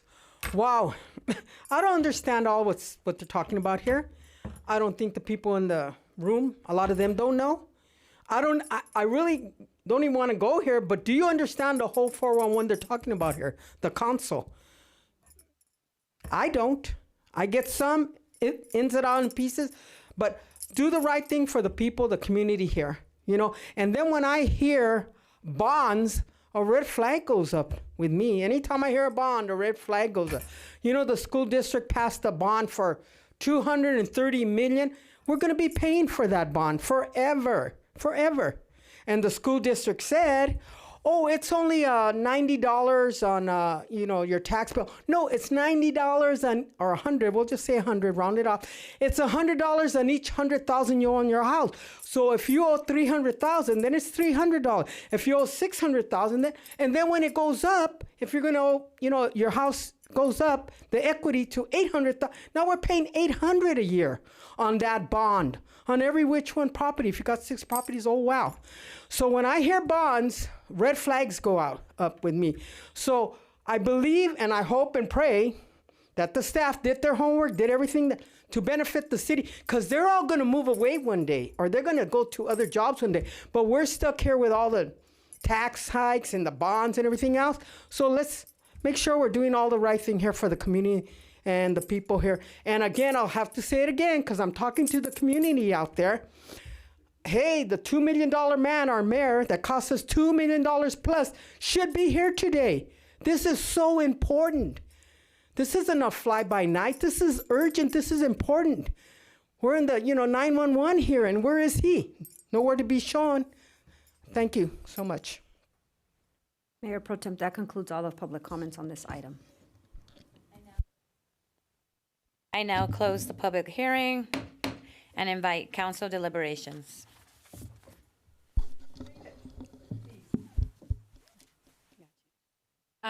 Based on what you just heard from the public that they said, is there any follow-up that you would like to provide, Sean? Sure, not a problem. So we'll start out with this program does not provide any breaks on any sort of fees, development impact fees, or anything else. Both of the programs provide an alternative way to fund those improvements through the issuance of bonds. That is only at the election of the property owner as to whether or not they want to seek that bond, and ultimately the payment of those bonds back will be made by any individuals who end up either moving into that residential development, or if it is a commercial development, be made by the property owner. It would not be going out to the rest of the city of Moreno Valley and its residents. It is specific to that development. Basically no different than some of the community facility districts that we have within the city of Moreno Valley that are very specific to a development. Also, with regard to a size limitation on development, there is not a size limitation on the development. However, the vast majority of developers who seek this type of funding are doing so because ultimately, given their size, it is harder for them to be able to make the required minimums to obtain those loans that they need from the bank so that they can do their smaller developments. So by going to this bond funding, it gives them some additional capital, which the bank will see and how that is going to be funded so that they can get those loans for their smaller developments. Ultimately, with the larger ones, they don't need to do this extra step because they are able to show the banks that they have the necessary capital to make their projects occur. Thank you. That's all the questions I have. So at the end of the day, is there any loss to city funding, any income through taxes, or any loss for our residents? Any staff time is guaranteed through both of the bond programs that we invest into it, and all development impact fees, and if there is capital improvements that are being financed, will all be developed and constructed to their ultimate so that the city either gets the ultimate improvement that is conditioned on the project or the full development impact fee that is imposed upon the project. And existing development agreements would not change because they are now seeking a bond or any? So this would have no impact on any form of development agreements. If there are existing projects that are already approved that want to seek this funding, once approved, they would have to go through the process with either CMFA or CSCDA in order to get that funding. So Sean, in essence, this is just an additional tool in our toolbox, pretty much. It's an additional tool in our toolbox, and ultimately, at the end of the day, the funding is not coming from the city of Moreno Valley. It's coming from the individuals that ultimately purchase the tax-exempt bonds. Thank you. No further deliberations. I'll now entertain a motion to approve public hearing item J3. I make a motion to approve item J3. Thank you. I second that motion. Madam Clerk, we have a motion and a second. Voice vote, please. Thank you. Councilmember Bernard, Yes. Councilmember Gonzalez, Yes. and Mayor Pro Tem Bacasana Cruz. Yes. Thank you. That concludes our hearings. You good? Keep going? No break? You good? Okay, let's power through. Moving on to general business. Public comment on each general business item shall be limited to 3 minutes per speaker and must pertain to the subject matter under consideration. Those wishing to testify are encouraged to complete a blue speaker slip to the city clerk staff. Item K1, adoption of County Ordinance 1004 regarding regulating the sale and distribution of kratom products. Report from City Manager. Thank you, Honorable Mayor Pro Tem, council members. Based on the last few meetings, we've had various motions and been discussing the kratom products. Pursuant to the last motion by council and bringing this back in an ordinance, we did research in how we adopted the RIBCO or Riverside County ordinance for the catalytic converter. And we're using that exact process again with the sale and distribution of kratom products being regulated. So pursuant to the motion and using Governmental Code 50022.2, the adoption of an ordinance by reference, which requires specific procedural steps. So tonight is an introduction and conduct first reading of ordinance next in step for us. But in essence, what it is by reference, adopting reference Riverside County Ordinance number 1004 and amending Title 11 of the City of Moreno Valley Municipal Code, adding Chapter 11.98. So as I mentioned, we adopted Riverside County ordinance related to catalytic converter, which is 11.97. That was the last time we used this particular process.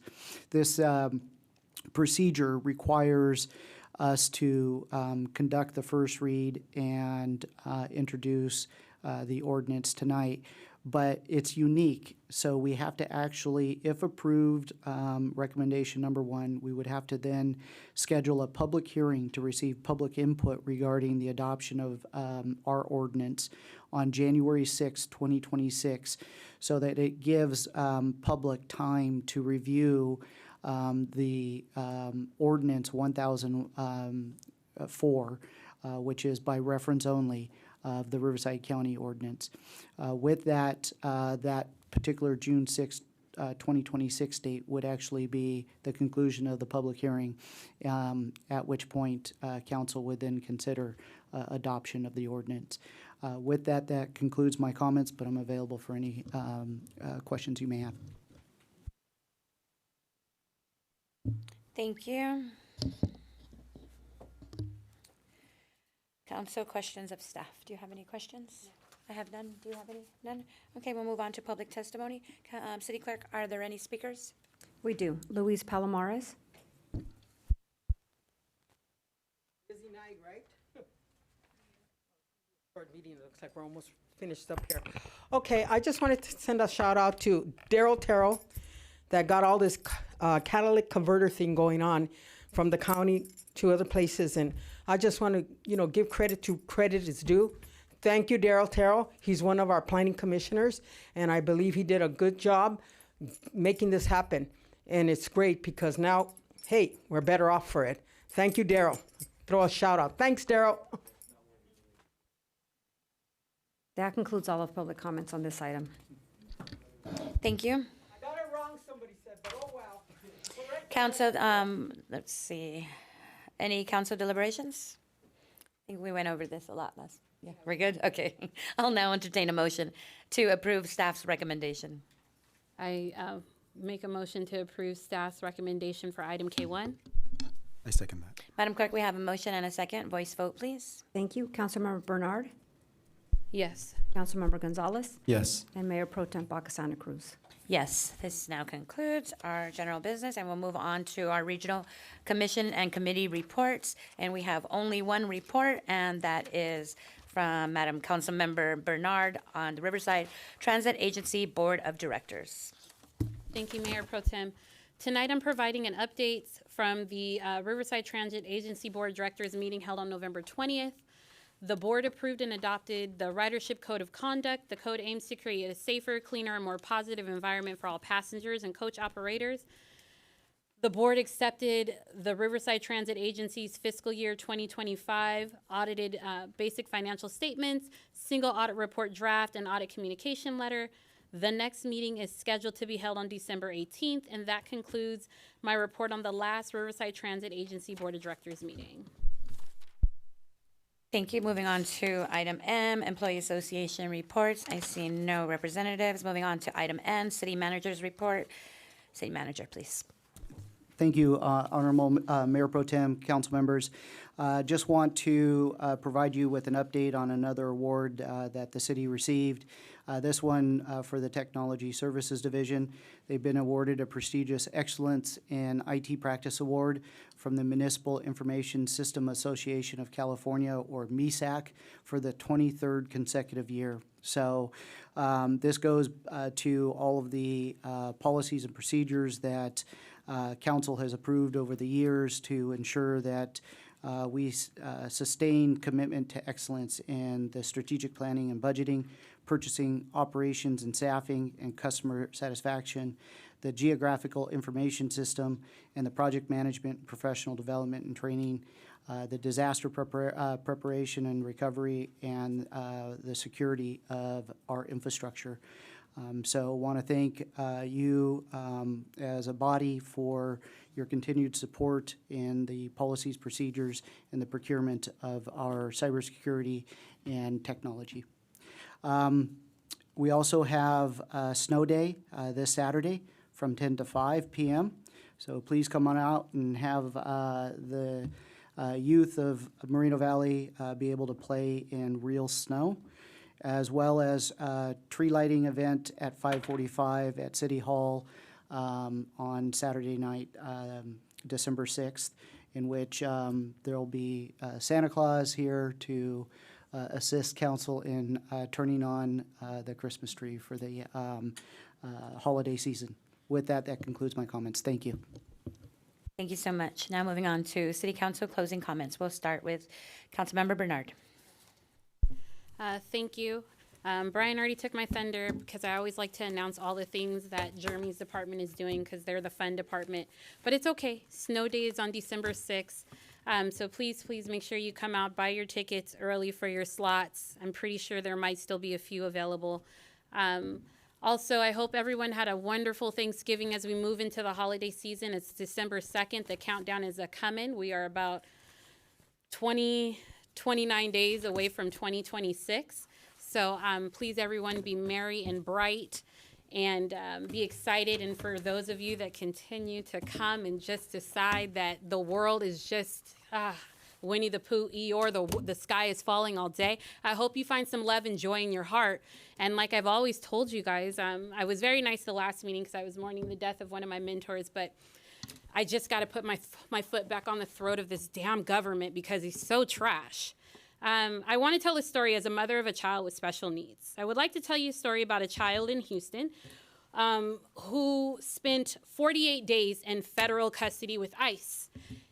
He was 15 years old, and he spent 48 days in the custody of ICE when he walked away from his mother, who was selling fruit at their fruit stand because he had to use the bathroom. He's hard of hearing, has an intellectual delay, and they come from Nicaragua, and they were here for yet what we always tell people is the American dream of a better life.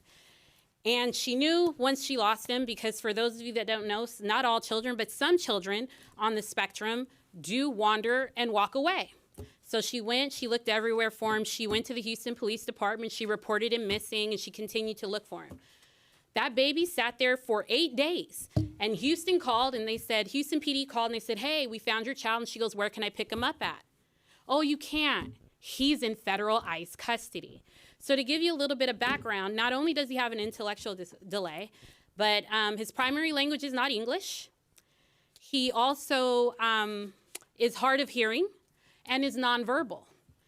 So they put him in there as an unaccompanied minor. Well, mom's showing up there and she's telling him, no, he's mine, let me see my child. Do you know in 48 days, this 15-year-old child was allowed to see his mother 3 times. The first time, it was because he was having to have an emergency surgery. Let's just put this into perspective. I'm a grown adult and I don't like surgery. So imagine being 15, never being away from your mother, and you're having to have an emergency surgery in a place that you don't know anything about. The next time was because the attorneys and Representative Al Green set it up so she could go visit him to have one dinner with him. And then the third time she was able to see him was right before she was actually able to finally get custody, get them to release her son back into her custody. But for 48 days, he sat in federal custody. And for 48 days, every night, a mother who knew her child, who had difficulty verbally explaining himself or understanding anything, she sat outside of the jail every single night outside of that detention center with other mothers with who have children with intellectual disabilities. And even though she couldn't see her son, he didn't know she was there, she sat out there every night because she didn't want him by himself. So every time somebody talks to me about this government and what they requested and what they voted for, because what I figured out was you voted for cruelty as long as it didn't happen to you, this is what you voted for. You voted for a young child, a 15-year-old boy, to sit in custody and be separated from his family and be put into an unaccompanied minor status.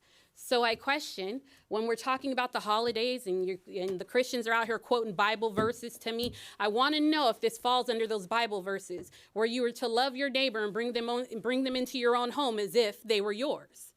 I wonder if all of this qualifies for all of that. So when you're sitting at your table and you're thinking of those things, just like we gave the special presentation today to those in foster care, I always tell you, I don't mind you being pro-life, but I need you to care when they come outside of the womb. You need to give these babies the same respect. Remember that. What can you do today that will help the community as a whole? And if what you're telling me you can do is continue to support a government that is just fascism, don't really care, you can be in my inbox all day, I'm always ready, stay there. But I'm going to let you know that this government will continue to always be not making America great, because I've been brown and black in this country my entire life, and I'm still trying to figure out at what point it was great for us. I wanted it to be great for everyone, which means we all had to move at the same speed. So take that into consideration as you lay your heads down at night and you pray. Take that into consideration as you think about the children that are sitting around and don't have toys or things like that. Please remember all of these things, and I hope 2026 is better for us than 2025, because this has been a long, long 12 months. And with that, I close. Councilmember Gonzalez. I want to echo the comments of the city manager and Councilmember Bernard regarding Snow Day and the tree lighting ceremony. Looking forward to that. Bring friends and family to that event on this Saturday. Also, as one of the in public comment, the Wind Symphony on December 8th. The Wind Symphony does great work here at the city at the conference center. So please attend the Wind Symphony at the conference center on December 8th. And thank you, staff, for, again, everything you do for the city of Moreno Valley. We're winding down the year. We're almost there.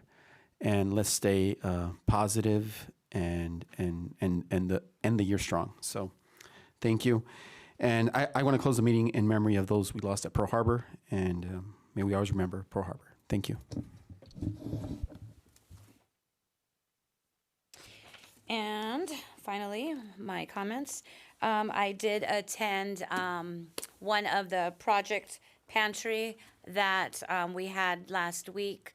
We had 3 turkey giveaways. It was Tuesday, Wednesday, and Christmas morning. I want to thank our partners that came out, Salvation Army, Power Speaks Louder, Building Lives, Inland Compassion, the Hole in the Wall. This is the time of the year that your work is most needed, and you show up every time and help the community. So thank you for helping us help each other, especially in this time of year. I also attended the Festival of Trees, which is also a fundraiser for our local Riverside University Health Systems. So that was nice to be able to go with the council members. And Finally, tomorrow is Moreno Valley's 41st birthday. So happy birthday to Moreno Valley for being 41, and to my son Alejandro, who turns 23 tomorrow. It's been 10 years since the city was 31 and he was 13, and we transpose the numbers because they're born on the same day. But it's nice to celebrate our city. Last year we had a great 40th, and so we continue to grow, and we continue to, I want to thank you for allowing me to serve you and this year. I love to come to the city. I love to meet with residents, business owners, staff. We work hard for this city, and I hope that when you come to City Hall, you'll feel that and you see that. You know, I was thinking at WRCOG each month, one of the staff members comes up and leads the Pledge of Allegiance. I was thinking that would be a good thing to have perhaps one of our city employees come up every meeting and they introduce themselves, tell how long they've been with the entity, tell us a little bit about what they do, and then lead the pledge. So I was thinking maybe this is something that we could look to do to learn more about city services. So just something to put in your think tank, and that will be all of my closing comment. Let me just see if there are any future agenda items that you would like to bring. Neither, none. I did want to say that, I don't know if you noticed, but at the beginning of this meeting, right after special presentations, we actually did the closeout of the closed session, because usually we do that before the meeting starts, and so it's never televised, and there's no way to know about actions that came on closed session until the minutes at the following meeting are presented. So we tried that today, and although we did that, it is against our policy. So I'd like to bring back that policy to reorder the order of the agenda for closed sessions report out, so that the community can hear if there are any actions in closed session. So I'd like to just bring that back for a future agenda item for policy 101. That's it, just 101? No, because right. So I would like to motion to have policy 101 brought forward so that we could adjust the report out of closed session. Do we have a second? Oh, do we have to vote? I second that motion. So we have a motion and a second. Could we please have a voice vote? Councilmember Bernard, Yes. Councilmember Gonzalez, Yes. and Mayor Pro Tem Santa Cruz. Yes. Thank you. There being no further business, I would like to adjourn tonight's meeting at 7:42 in honor of all those at Pearl Harbor. Oh, thank you.